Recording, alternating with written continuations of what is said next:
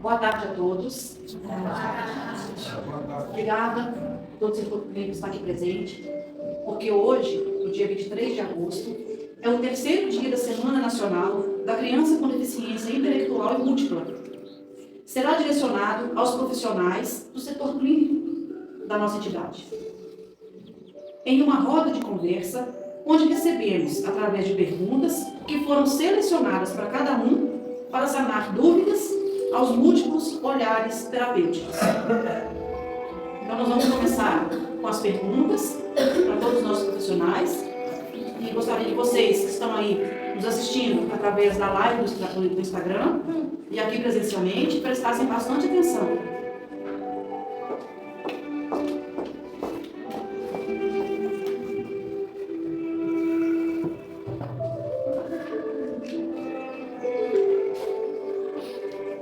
Então, hoje, para a nossa nutricionista, Rafaela, veio a seguinte pergunta, Rafaela.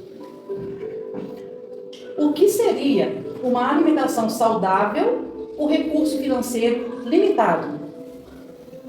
Boa tarde para todos. Boa tarde.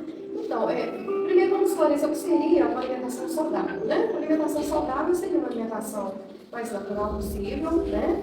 E tem proteínas, vegetais, legumes, verdura, frutas. E também tem a parte do que seria não saudável, né? Que a gente já conversou muito. São os produtos industrializados, enlatados, embutidos, né? Então, a alimentação saudável é uma alimentação mais natural possível, rica em vegetais, frutas, verduras, né? Uma alimentação colorida e evitar o máximo possível os industrializados. E em questão de custo-benefício, né? Vamos ter uma alimentação saudável se não tem um poder aquisitivo, né? Se não tem muito recurso financeiro. É o seguinte, a proteína é muito importante que está na carne, nos ovos, não necessariamente nos embutidos, salsichas, as mortadelas, né? A carne saudável seria a carne de frango, peixe, a carne de boi, de porco. Mas nós temos uma proteína saudável, de alta absorção, né? Um valor nutritivo muito bom e um poder aquisitivo baixo, que são os ovos, né? Que a gente pode estar substituindo, fazendo uso diariamente dos ovos. E também, se a gente não tem uma horta em casa, se tiver quintal, né, é muito interessante a gente estar produzindo, né, os nossos vegetais. Plantar uma cebolinha, a couve, alface, rúcula, as nossas verduras, para sustento da família mesmo, né? Para dar aquele coloridinho no prato, ter os nutrientes necessários. Não tem horta em casa. Plantar em vasos, em latas, né? Eu tenho exemplo do meu pai, que plantou, né, numa lata de tinta de 18 litros. Eu fiz uma mistura com palha, serragem, esterco e terra e plantou 3 mudinhas de batata doce. E ele colheu, daí 5 meses, 4 quilos de batata doce. Então, quem não tem uma latinha em casa que possa estar plantando uma cebolinha, um alface, né? Não necessariamente precisa ter aquele dinheiro, um poder econômico maior para ter uma alimentação saudável. A gente sobressai do jeito que dá, né? É um poder aquisitivo baixo, né? Eu acho que todo mundo deveria ter em casa. Se não tem uma horta, um vazio, alguma coisa assim, para estar produzindo o próprio alimento, né? E substituir a proteína, que é muito importante, por ovos. E evitar o máximo possível os industrializados. Eu estou preocupado sempre nessa mesma tecla, né? Esses biscoitinhos, salgadinho. Se tem dinheiro para comprar um salgadinho, aquele dotinho, a gente tem um dinheirinho também, aquele mesmo valor econômico do salgadinho, dá para comprar uma fruta, né? Assim, eu tenho certeza, procurando a fruta da época. Né? Nós estamos agora numa safra de laranja, de tangerina, baixo valor no mercado, né? Assim, acessível para todo mundo comprar. Então, isso aí, como que eu vou me expressar? Quem tem dinheiro para comprar aquele todinho, biscoitinho recheado que faz mal para a saúde, teria o dinheiro para comprar uma maçã, uma banana, uma laranja, né? Isso. E as plantinhas são muito baratinhas. Qualquer armazém vende as plantinhas, né? E uma família, assim, uma família pequena, Gente, um vasinho, uma lata que tiver, eu acho que todo mundo tem em casa uma latinha, um balde furado, né? Que possa estar plantando cebolinha, alface. E é uma hora, né? Seria interessante a família para não ouvir também. É uma hora de tirar aqui, o filho, né? De dentro do quarto, do celular, por exemplo. Trazer ele junto, né? Vamos plantar uma mudinha. Vamos acompanhar o crescimento, né? Num vasinho, gente, produz tomatinho cereja, né? Qualquer cantinho que tiver da casa. Não fica uma horta espaçosa. Um cantinho, plantou no vasinho, vai produzir. Precisa daquele cuidado. Isso aí seria cuidado com a família, com o filho, né? Para trazer o filho junto, tirar um pouquinho da internet, do celular, de dentro do quarto, né? Vamos plantar. E esse filho, essa criança, esse adolescente, está acompanhando o cuidado da planta. Né? E a família mostrar, a gente está aqui, eu estou aqui uma vez por semana, de vez em quando a gente conversa sobre isso, né? Sobre a importância de ter aquele tomatinho colorido, gente. Não precisa ter poder econômico, dinheiro, assim, não precisa ter esse, o que eu falo, poder aquisitivo muito grande para uma alimentação saudável. O arroz feijão é o básico, a proteína é o ovo, né? E os vegetais que a gente poderia estar produzindo, né? Então precisa ter uma horta, um vasinho, uma lata, a gente estaria produzindo sim, a batata doce, o alface, cebolinha, tá bom? E quando você fala, Rafa, nos produtos industrializados, que às vezes muitos deles não sabem, que doenças pode estar trazendo para o corpo físico? Olha, os produtos industrializados, o que acontece? Eles têm conservantes, eles têm corantes, né? Eu vou dar um exemplo de um iogurte. Às vezes a maioria, né, não vou citar marcas, tem iogurtes que nem leite tem, né? O produto é um pouco lático. Então, são fórmulas industrializadas, o corante artificial, o sabor artificial, não tem nada de natural. E isso o que acarreta para o organismo? Vários danos à saúde, né? Desenvolve vários tipos de doença, a pessoa vai ficar fragilizada, imunidade baixa. A imunidade baixa, o que acontece? Nosso organismo vai ficar propício a infecções, gripar, né? Tem vários tipos de doenças, né? Então isso não é saudável, vai ficar um organismo fraco, né? Por isso que a gente tem que optar pelos naturais, para estar fortalecendo, ter uma imunidade boa, para a gente não ficar acessível às bactérias, às doenças.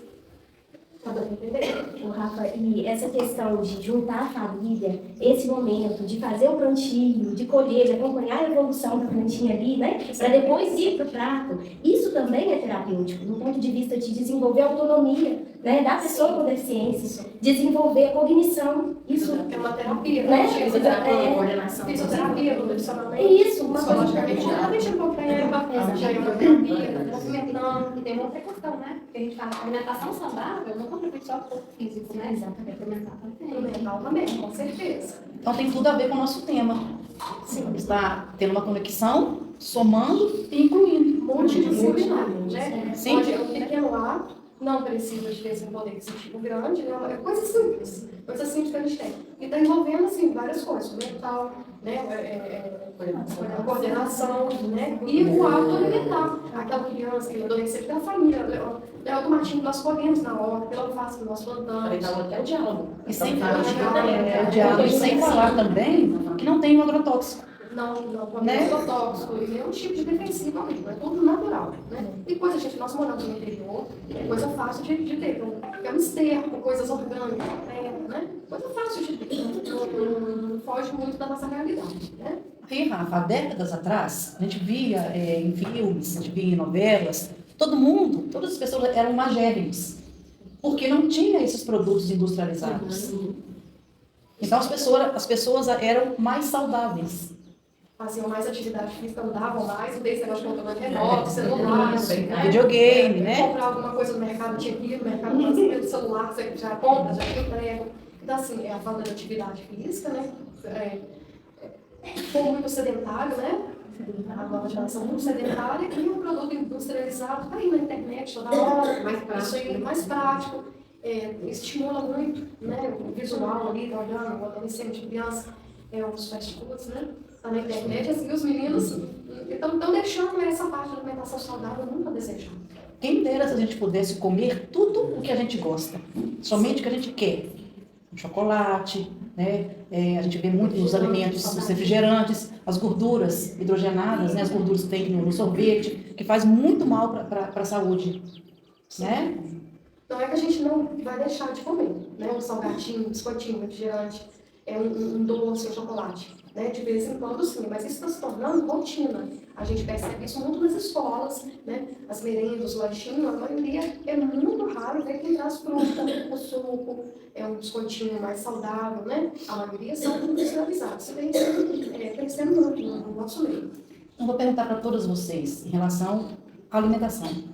Com a evolução das tecnologias, né, a chegada das televisões, das nossas casas, a mídia influenciou muito na compra desses produtos industrializados? Porque ficou tudo mais fácil. Você compra um miojo, com 5 minutos ou 3 minutos você faz ali você faz um lanche sem fazer sujeira. Vocês acham que a chegada da mídia... Hoje em dia, com micro-ondas, o air fryer, é muito mais prático. Acha mais prático, né? Coloca ali um instantinho e já tá pronto, semi-assado. E aí eu acho prático colocar no micro-ondas, rapidinho da conta. O micro-ondas também faz mal, né, Rafa?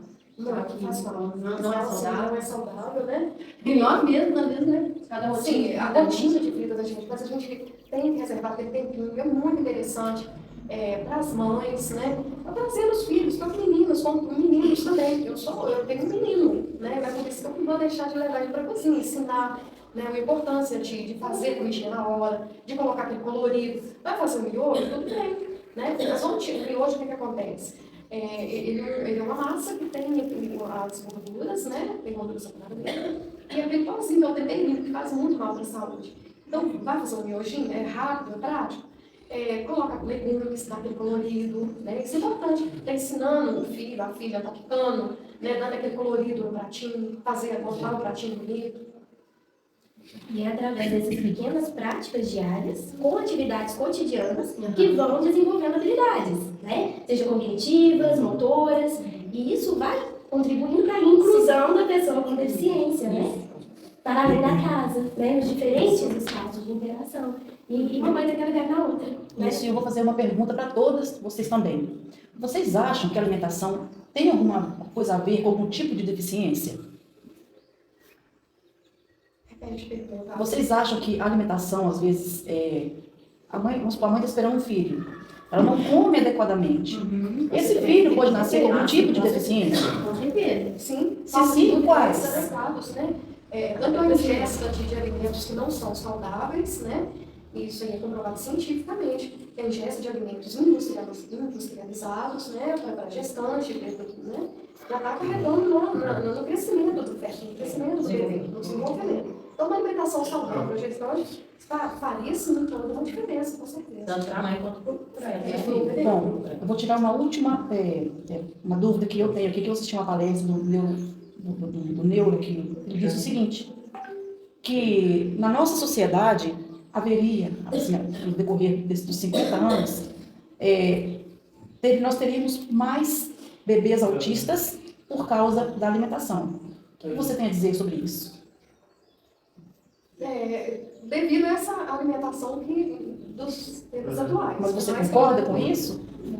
Pode ser. O estudo foi provado. Temos estudos sobre isso, né? Não temos estudos comprovados, né? Que a alimentação pode provocar o autismo. Não existe uma comprovação, né, científica em torno dessa temática. Existem muitas especulações, mas a causa do autismo em si Não seja da alimentação. A alimentação vai acarretar vários fatores problemáticos. Mas não é Mas não a é a questão. causa do Não é autismo. só, você Eu entende? acho que tem uma outra. Entendi. Agora eu vou convidar a nossa fonoaudióloga Lucilane para ela responder a seguinte pergunta que veio para ela. Como o fonoaudiólogo recebe o paciente em que a fala da criança está muito comprometida? O que fazer? Bom, boa tarde para vocês. O seguinte, geralmente os pais chegam com criança na faixa etária de 2, 3 anos, às vezes até tardio, 4, 5 anos, com muita angústia, porque a criança ainda não tinha uma fala correta, ou então está balbuciando ainda, falando só palavras monossílabas, ou então não está falando nada. Então é preciso que eu tenha assim, acolher essa família com muita paciência, com muito carinho, até a gente chegar no diagnóstico. Né? Primeiramente, fazer uma anamnese, né? Colher ali da família dados da criança, né? Informações do dia a dia, da rotina, da forma de conviver com a criança. e ali eu vou direcionar depois uma avaliação como que a criança está chegando a falar alguma coisa, né? E logo eu vou também fazer uma avaliação auditiva comportamental, né? Para ver se a criança tem alguma deficiência auditiva, porque se não ouve, não fala, né? E descartando essa possibilidade. Então, logo eu vou também ver a faixa etária que está aquela criança, né? Se ela está com 3 anos, não está falando nada, eu falo assim, uma fala muito precária, pouca coisa, eu vou encaminhar para o neuropediatra, para poder ter um diagnóstico ali, né? E depois que os pais levarem para o otorrino para avaliação também, é necessário fazer a avaliação auditiva e ter a resposta desses profissionais, eu vou alinhar isso para mim no planejamento, né? Se vier para mim um diagnóstico fechado, por exemplo, suponhamos que aquela criança é uma criança autista, aí eu vou ter que caminhar para uma equipe multidisciplinar, vou caminhar para um psicólogo, um TO, um fisioterapeuta, se preciso, né? Um nutricionista, uma equipe multidisciplinar vai estar preparada para receber aquela criança com não só autista, mas com outras síndromes, multidão, RET e outros viés. Agora, se for uma fala assim, comprometida, mas que não tem um diagnóstico, é só um prazo de fala mesmo, aí eu vou fazer um planejamento de trabalho para a criança para estimular a criança a falar. E também a orientar os pais que eles podem estar fazendo em casa, trabalhando com a criança também. Aí eu vou te fazer uma pergunta, Lu. Qual a idade adequada que você acha assim, para ter o tratamento flúor melhor quando os pais veem que a criança está tendo um atraso na fala, às vezes, muitas vezes engolindo alguma letra, engolindo alguma sílaba. Qual a idade de fato mesmo que você acha que deve ser? Assim, qual a idade certa para procurar o profissional? Os pais estão achando, nossa, não está falando nada. Isso. Geralmente, os pais demoram, bem por quase os 3 anos, né? Acho que chegou 2 anos e meio, a criança ela tem que estar falando pelo menos papá, mamãe, quer, alguma coisa ela tem que estar falando, entendeu? Aí a partir de 2 anos e meio, a criança já começa a falar monossílabo, já em 3 anos, 4 anos, ela já tem que estar elaborando umas frases, eu quero água, e ela possa estar distorcendo os fonemas, não há problema, né? Trocando. Isso aí a gente pode trabalhar também, mas depois. Mas com 3 anos a criança não está falando palavra ou uma frase curta, já começa a gerar uma dúvida, né? O que está acontecendo? Aí tem que procurar o profissional para a gente, com uma equipe, estar avaliando, né? Com o psicólogo, o pediatra e demais profissionais. E quando vem esse paciente para você, que vem os pais juntos, que você já tem um diagnóstico fechado, o que essa criança tem? Você começa a fazer o tratamento com ele, né? E depois você passa para os pais, trabalhando alguma coisa com eles em casa? Sim, a gente faz, geralmente eu faço assim, orientações aos pais que podem estar fazendo em casa, para estimular a fala da criança. Porque só o profissional, não adianta eu e a criança. Preciso estar ali, os pais estarem atentos ao que está acontecendo, e eu vou orientar os pais, olha, em casa, ou no dia a dia, na rotina, você vai estimular também, entendeu? Então, pode dar 12 orientações para os pais estarem estimulando a fala da criança também. Ou seja, 50% do profissional e 50% dos pais. Isso. O importante é a família estar acompanhando em qualquer tipo de tratamento, não só quando está estimulando a fala. Sim. Qualquer outro tipo de tratamento, os pais têm que ter um interesse, né, de vir procurar, saber o que pode ser feito, o que está acontecendo, se está evoluindo, se está evoluindo. Não digo só crianças pequenas, maiores também. Tem que ter o interesse dos pais estarem procurando a gente. Os pais ficam frustrados, Lu, quando chega aqui, porque os pais querem um tratamento imediato, rápido. Então, rápido. Quando eles não veem esse resultado, muitas vezes abandonam o tratamento, não vêm procurar. Geralmente, o que você sugere para esses pais? Bom, geralmente, eles, quando chega 3 aninhos e não está falando, eles já chegam assim, frustrados, preocupados, e às vezes até os pais mesmo precisam, no caminho, eu assim, dou conselho de procurar um profissional também, psicólogo, para ajudar, né, a estar naquele processo de tratamento com a criança. Você já teve algum paciente que não obteve resultado? Não, geralmente, o tratamento com a criança, né, especial, os resultados são devagar. Não adianta você falar, sai daqui 2 meses já está falando, beleza. Não adianta, não vai ser, demora tratamento, o estímulo, né, gente? demorado, é lento, né? E cada paciente é um paciente. Cada paciente é um paciente. É um paciente. Né? Tem o autista, tem a síndrome de Down, tem a criança que tem só realmente um atraso, e cada caso é um caso. Já existiu pais, sim, que desistiram, porque eles às vezes acham que é igual remédio, né? Vou tomar 3 meses de remédio e pronto, sarei. E não é um processo demorado. tratamento constante. Às vezes, depende do profissional, a vida toda, né? Não só naquela faixa etária de criança e adolescente, não. A vida toda precisa de fono, psicólogo, e assim em diante. E eu vou fazer uma pergunta, às vezes, que eu tenho uma dúvida, mas a fisioterapia tem alguma coisa a ver com a fonoaudiologia? Está ajudando? Até a expressão. Né? Tem aquela expressão facial, né? Uhum. Porque às vezes tem tipos de síndromes que podem não ter aquela expressão facial, né? Sim, eles têm desenvolvido. Então, eles sempre vão ver aquela musculatura de face. Às vezes ele chega lá na de fazer movimento da boca, ela vai mandar para fisioterapia. Isso mesmo, tem a ver. Uma equipe multidisciplinar engloba tudo. E aqui Cada um aqui tem o seu papel. E aqui é um bom que a gente trabalha todo mundo junto. E um tem que ligar com o outro, né? A gente comunica um com o outro, que é muito simples. Eu acho que isso é extremamente importante, né, gente? Essa equipe multidisciplinar. Nem todos os pacientes vão precisar, um ou outro vai precisar da fisioterapia, o outro vai precisar da psicologia, mas a grande maioria, né, precisa de mais de um profissional, né? Então, eu, Jéssica, bato na tecla, né?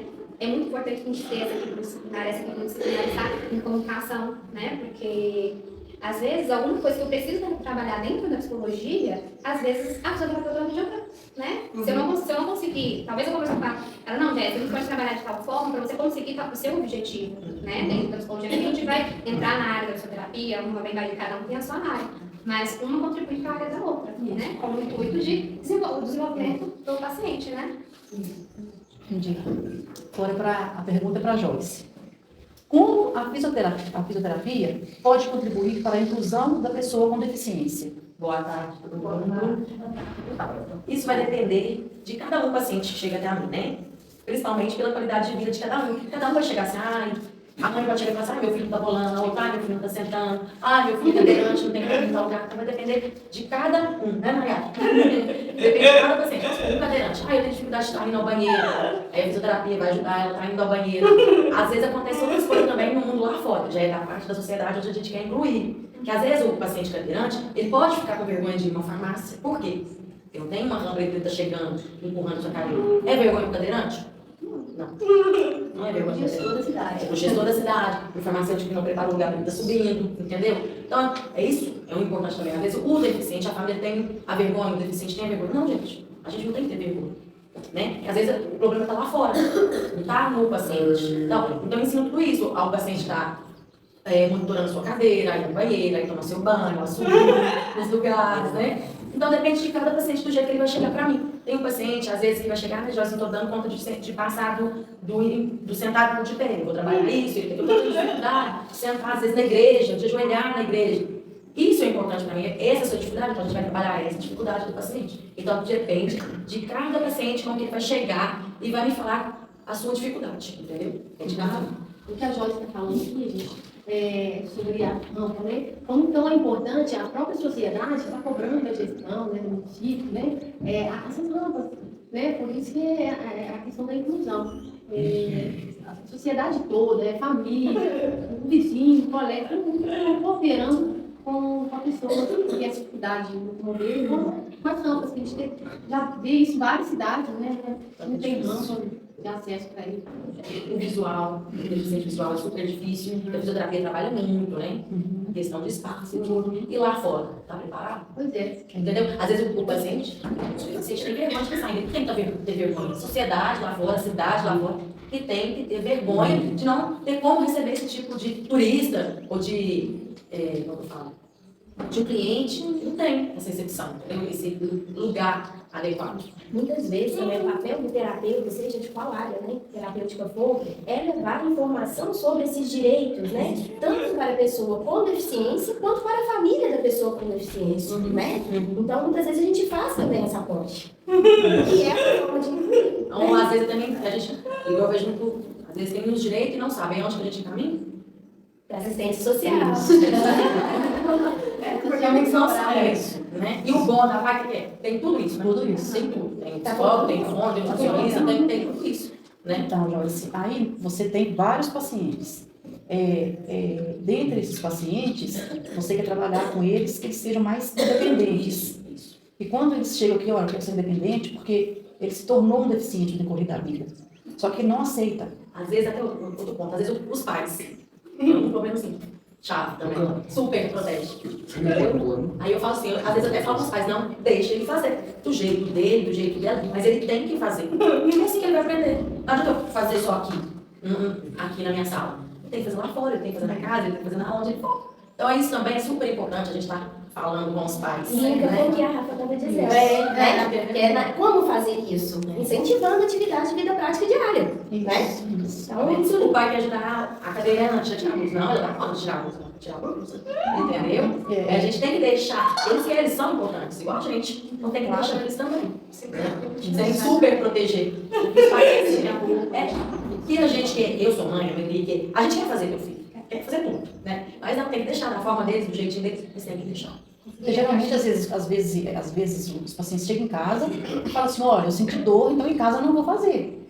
Porque vocês todos, né, passam para os pacientes algum exercício para ser feito em casa, para ser trabalhado. E vou fazer uma pergunta, todos fazem? A maioria, assim, vou te falar bem a verdade, a maioria que quer melhorar, que quer melhorar, fazem. A maioria faz. Só aquele que é assim mais já, né? Já é problema assim, né? Não quer melhorar, né? Que aí vai para a psicologia, né? Porque o paciente é assim, né? Agora, assim, a maioria quer. Eles querem estar presente, fazendo, participando da vida diária, eles querem.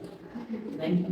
E você atende, além da PAI, você recebe outros pacientes também que têm essa cabeça fechada de querer, ou para agora, para amanhã. O que você tem essas Você pessoas? falou de dor, né? A maioria da fisioterapia tem dor, né? Você chega em casa, tá cansado, a maioria tem, não tem como ter dor. Tem dor, né? É normal da fisioterapia, é um gasto muito grande muscular, de energia. É normal. É normal o paciente ter dor. Eu falo sempre isso com eles, ó, vai chegar em casa e vai estar cansado. É normal. O paciente tá cansado. E o que você falaria para essas pessoas que, vou dar um exemplo, que sofreu um AVC, que perdeu o movimento do lado esquerdo, do direito, o que ela tem que fazer assim, porque muitos deles estão esperando o quê? Esperando que alguma coisa aconteça assim, da noite para o dia. Da mesma forma que elas adoeceram de uma hora para outra, elas querem que melhorem da noite para o dia também. Já chego. A primeira coisa, né, que a gente tem aula de psicologia, um pouquinho na fisioterapia, a gente tem que conversar com o paciente, porque às vezes o paciente está frustrado, ele está cansado, ele quer resultado. E eu falo que, principalmente o AVC, tudo é calma. E ele pode conseguir? Claro, ele vai conseguir, mas o melhor é a força de vontade. Né? Quando o paciente tem uma força de vontade, até você cresce mais, ajuda mais, você quer mais, entendeu? É isso, eu acho que o mais importante do paciente é ele querer. Para isso entra os psicólogos, porque mente sã, corpo sã. Porque a gente chega, o paciente às vezes frustrado, aí te deixa assim, aí a psicologia te ajuda, né? O paciente chega, ele chega assim, coitado, assim, a mente assim, né? Toda embaralhada. Que envolve a questão do luto. A pessoa que se torna uma pessoa com deficiência, né, tem essa questão do luto pela pessoa que era para lidar com a pessoa que agora é. Né? E isso envolve o acolhimento, envolve o lidar também com as ansiedades, com a evolução clínica. Então, acolher, escutar, respeitar. Muitas vezes, a pessoa ela vai precisar expressar, ela vai precisar reclamar para ela elaborar esse luto. Isso é importante, né? E a condução clínica, tanto do fisioterapeuta quanto do psicólogo, vai ser acolhendo. Às vezes o paciente quer mais uma conversa do que um atendimento. Mas essa conversa ela é terapêutica e importante para a evolução clínica desse paciente. Eu já tive paciente meu chegando e falando, nossa, hoje a minha sessão foi melhor do que se eu tivesse feito um monte de exercício. Porque ele precisava colocar para fora, né? Aquele sentimento, aquela frustração, de não estar conseguindo, né? Aí até a gente tem, eu tô falando que a gente tem uma aula de psicologia para você saber lidar com isso do paciente, entendeu? E o paciente não chegar, olha, tem dia que a gente está bem, tem dia que a gente não está bem. O paciente também. Falando do paciente com AVC, a importância da terapia psicológica para ele, porque eu vejo, ele não é um caso, por exemplo, de um criança que já nasce com síndrome, ele já vem com o corpo perfeito. E chega um patamar de idade e ele tem uma AVC. Aí vamos comprometer o corpo, a fala, o tipo de alimentação que às vezes a gente tem que adequar, passar uma sonda, mudar todo tipo de alimentação. Você não pode mais alimentar assim, tem que bater no motivador, tem que ser aquilo mexe demais com a cabeça da pessoa. Então, a terapia com paciente de TBC, eu acho muito importante, né? Com a família também. E o que as psicólogas falariam para as famílias que tiveram um paciente que se tornou um deficiente físico? O que a família deve estar ali ajudando aquele, ou filho, ou irmão, sem estar assim, porque sem estar gerando discussões perto daquela pessoa, porque ela fica meio que o paciente fica meio agressivo, vamos supor, com as palavras que às vezes que ouvem, por exemplo, dentro das famílias. Eles ficam agressivos nesse sentido que eu estou dizendo. Vamos supor, a família tem que estar ali em harmonia para estar ajudando aquela pessoa. Márcia, mas a família também modifica muito a rotina, a vida da família, né? Um diagnóstico, seja ele um diagnóstico precoce, ou uma pessoa que se torna uma pessoa com deficiência. É muito difícil. A gente não tem que romantizar, não. Primeira coisa é deixar de tabulizar isso. Né? Então eu diria, busque informação, busque os direitos, corra atrás de tratamentos, de assistências. Isso que eu diria. E não lidar com a pessoa que se tornou uma pessoa com deficiência como se fosse uma criança. Ela se tornou uma pessoa com deficiência, vamos dar um exemplo, virou adulto, né? É algum adulto, é isso que eu queria dizer. É um adulto que sofreu um AVC, né? E se tornou uma pessoa com deficiência, pelo exemplo que foi citado. Não lide com ele como uma criança, né? Não lide com essa pessoa cheia de pormenores a vida toda. Você lidou como um adulto, certo? Por que agora vai mudar a forma de se relacionar com essa pessoa?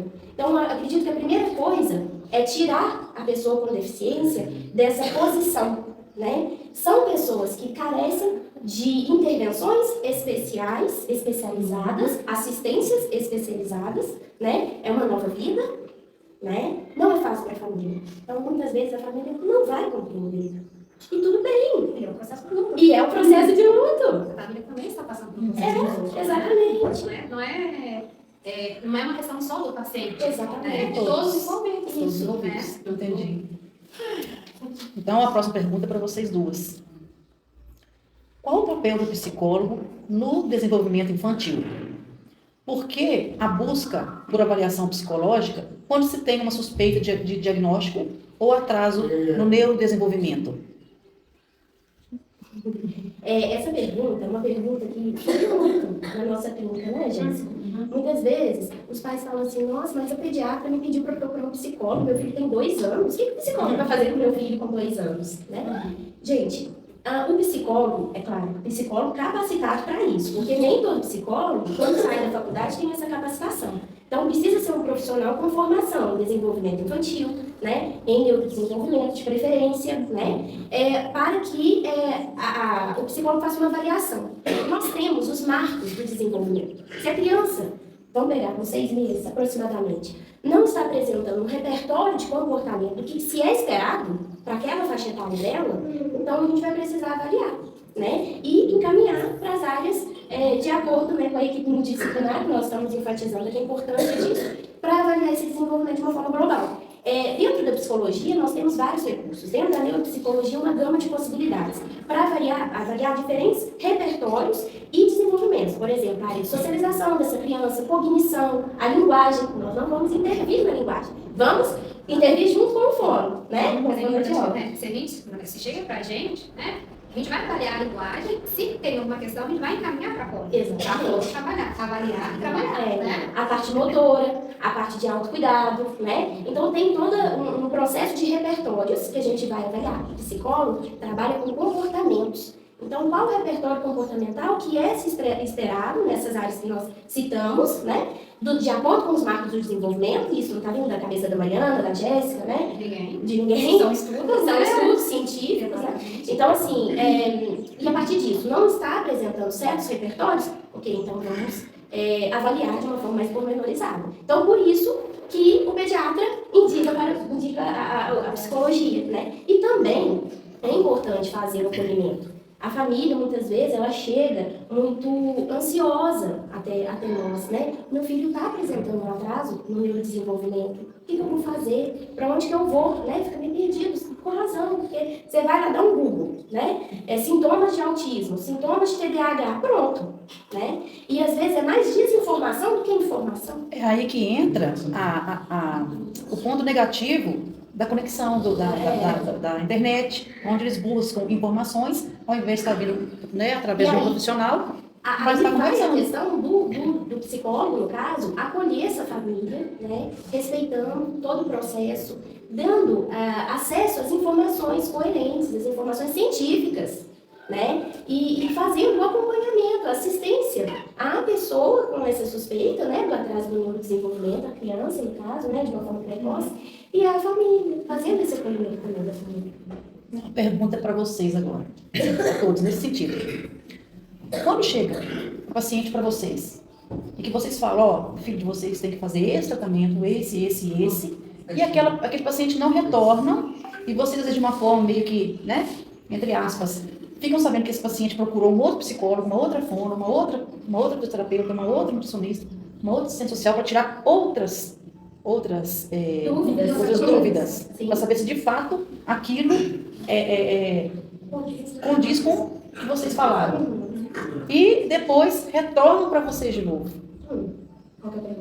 E o que vocês me falam sobre isso? Vocês se sentem assim como...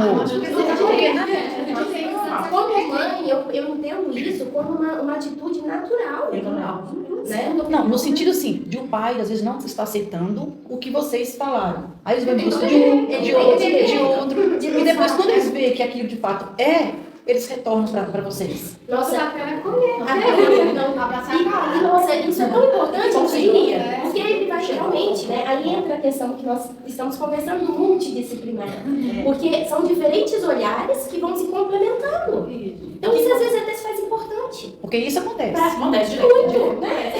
direto. E isso às vezes é importante, da mesma forma que a Se gente volta começa. pra gente, é pra gente ficar ainda feliz. Às vezes começa a assistência. O adulto, realmente, o que você falou, todo mundo falou a mesma coisa. Às vezes começa a assistência como profissional e troca para outro profissional. Eu vejo isso como, a gente estava até conversando sobre essa questão outro dia. Na psicologia a gente usa o termo transferência. Né? Às vezes, para o vínculo terapêutico ali que se formou, às vezes um outro profissional vai possibilitar outras coisas para o desenvolvimento daquela criança.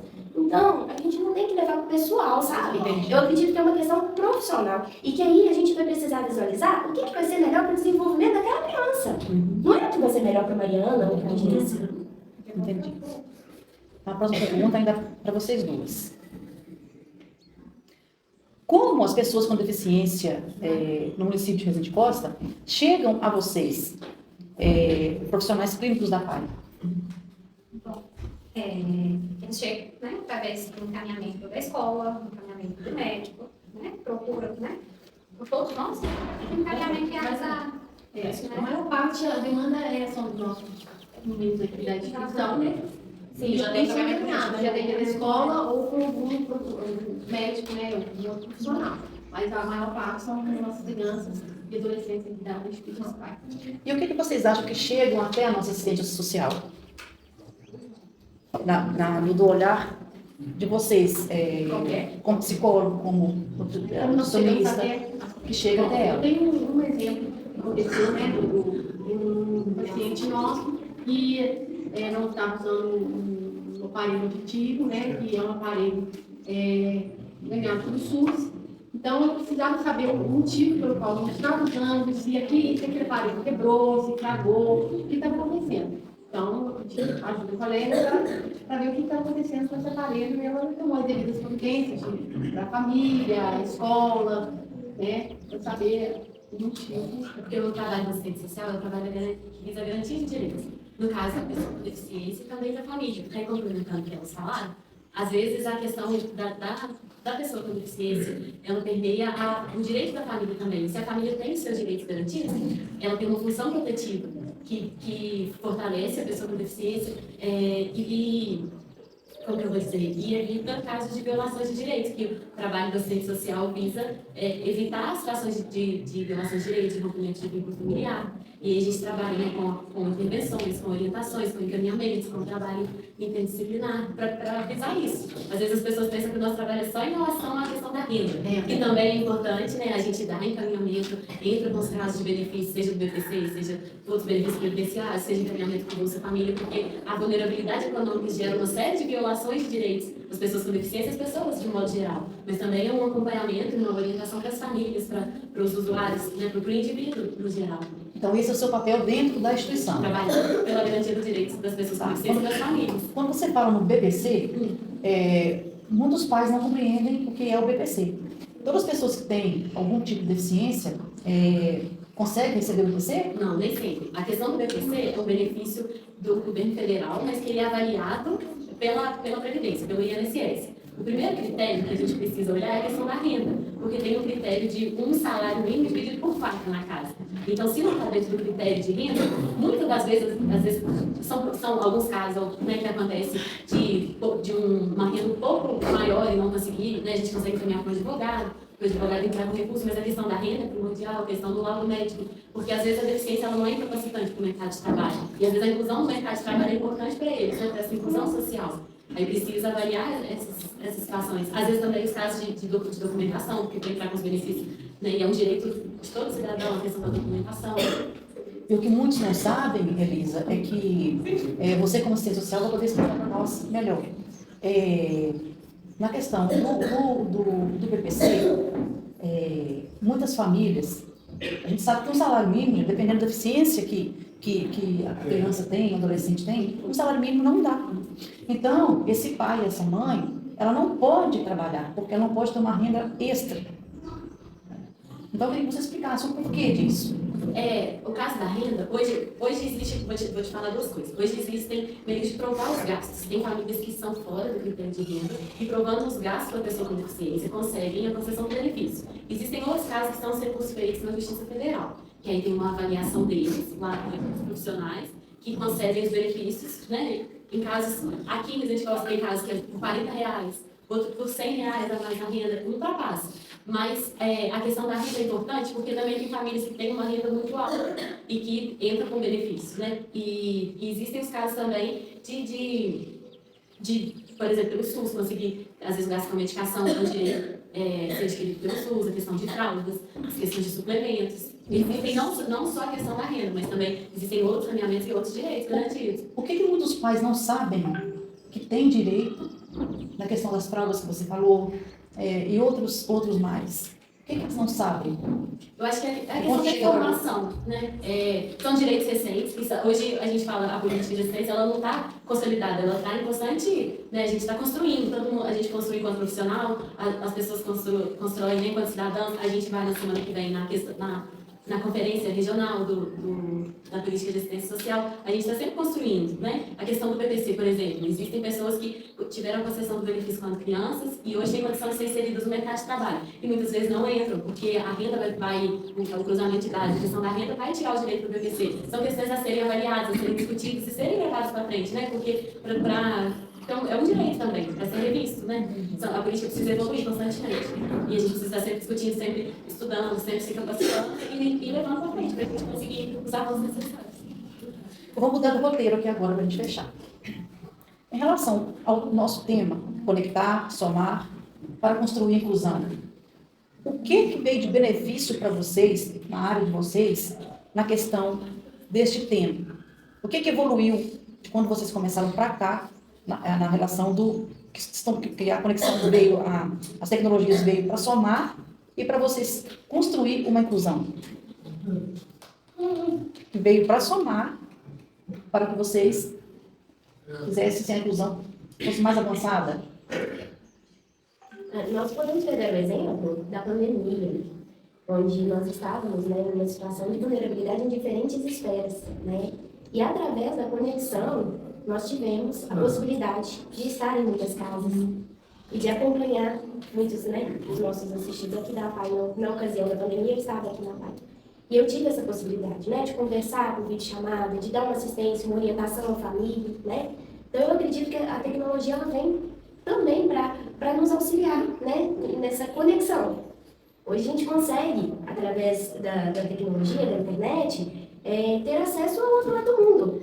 Né? Então, isso é muito bacana. E também, além da internet, tem as tecnologias na área de saúde que nos permite, né, ter acesso ao conhecimento. Por exemplo, a neurociência, que está em constante, eu estou dando um exemplo da neurociência, mas se vocês quiserem citar as áreas de vocês, que está em constante evolução, né, através de neuroimagem, a gente consegue avaliar, né, as condições neurológicas, até estudar melhor, né, a questão comportamental. Então, a tecnologia não é só a internet, né? Sim. Ela abrange várias áreas de desenvolvimento humano, né? Na nutrição tem?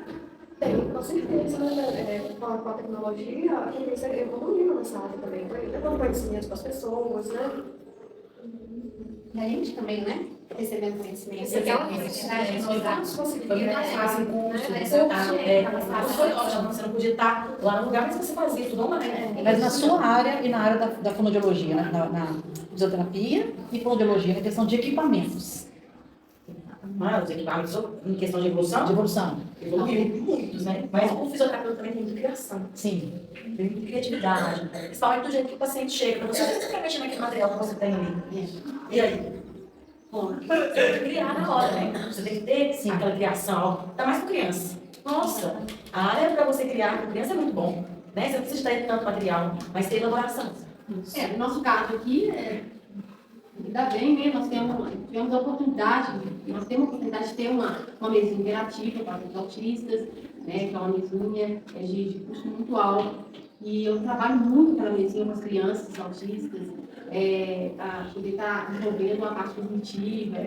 E também tem um outro lado da tecnologia, que eu falei até mais cedo, a respeito do celular, né? O celular hoje ele tem um lado positivo e negativo. Né? O positivo está podendo conectar, estimula a leitura, tudo mais. O negativo, às vezes, eu vejo assim, nós mesmos adultos temos a mania de, por exemplo, você vai escrever o porquê, aí você fala, que, aí você já está unindo palavras. E os adolescentes estão criando esse hábito. Aí chega na escola, vai fazer uma redação, aí começa a escrever igualzinho que faz no celular. Então, esse é o lado negativo também. O celular é uma questão interessante. Traz um impacto para o neurodesenvolvimento, inclusive, né? Porque a criança que está o tempo todo no celular, né? Antes dos 2 anos, por exemplo, corre-se muito risco da linguagem ser impactada. Não só a linguagem, né? Não só a linguagem, né? Porque pensa, às vezes os pais devem, meu filho tá passando o dedinho lá. Mas será que, aí você vai falar melhor do que eu, né? Mas será que só esse movimento, ele está contribuindo, né? A criança, ela precisa brincar, ela precisa encaixar, ela precisa balançar, né? Experienciar o mundo. Exatamente. Eu acho que essa conexão tem que ir para além. No caso do serviço social, por exemplo, os benefícios. As pessoas precisavam ir no INSS 3 vezes. Hoje, a primeira vez, a gente anexa os documentos. E você, pelo Gov, tem acesso a todos os documentos hoje no celular. A gente não precisa usar o celular mais. Mas, por outro lado, a questão da família, do fortalecimento da família, dos vínculos familiares, fica muito fragilizado. Cada um vai para o quarto, cada um tem sua televisão, seu celular. E a gente precisa fortalecer, né? O que a Rafa começou a falar. Essa conexão, ela facilita muito, mas ela precisa ir para além para a gente evoluir em todos os sentidos. Ao celular positivo, Veio para somar, né? Se ele souber usar, ele soma muito. Mas nós Exatamente. somos que mais usa internet, né? Sim. A gente só perde pro Canadá. Que coisa feia, né? Sem falar que o telefone, vocês meninos que estão prestando atenção aqui, o telefone, antes ele era um computador de mesa, que tinha CPU, que tinha o mouse, e hoje você tem um mini computador na sua mão. Então, cuidado com o que você assiste, cuidado com o que você pesquisa. Então, isso é muito importante. E agora, com uma palavra, vocês vão falar para os pais que estão nos assistindo, para todos os nossos alunos e usuários, uma palavra dentro da profissão de vocês. Uma palavra. Paciência. Acolhimento. Uma palavra? vai com essa. Paciência. Acolhimento. Persistência. Acho que a minha resistência. A gente precisa. Amor. Gente, eu gostaria de agradecer a vocês. Foi muito importante a gente estar ouvindo aqui, porque eu ouvi muita coisa que às vezes até eu mesmo não sabia, e creio que muitos que estão do lado, né, do outro lado da tela, possam estar tendo mesmo as mesmas dúvidas que eu eu tive aqui e que não estava no roteiro, que eu fugi, né? E creio eu que vocês ficou pensando assim, o que eu vou falar? Mas foi um bate-papo bacana, uma roda de conversa muito boa, muito interagiu muito bem. E gostaria de parabenizar a todos. E agora, gente, antes de terminar, eu gostaria de comunicar a vocês, a todas as APAES, o falecimento de Eduardo Barbosa. Aí vocês vão me perguntar, quem é Eduardo Barbosa? Ele foi o ex-deputado que ganhou o apelido de pai das APAES. Apesar de não ter fundado a entidade, os fundadores foram um casal de diplomatas americanos na década de 1950. Como destaca a nota das APAES? Barbosa foi médico voluntário de entidade e chegou a presidir a federação em seu estado natal, em Minas Gerais. Dedicou sua vida ao trabalho pelas APAES. Como médico voluntário, ingressou na Assembleia da Associação de Pais e Amigos dos Excepcionais, que é a APAE, de Pará de Minas, e chegou a assumir a presidência da entidade. Em 1992, fundou e presidiu a Federação das APAES em Minas Gerais, entidade que congrega mais de 400 filiadas e atende aproximadamente 80 mil pessoas com deficiência. A família Pai de Reza de Costa se solidariza com a dor dos familiares e amigos. Uma salva de palmas para o nosso presidente.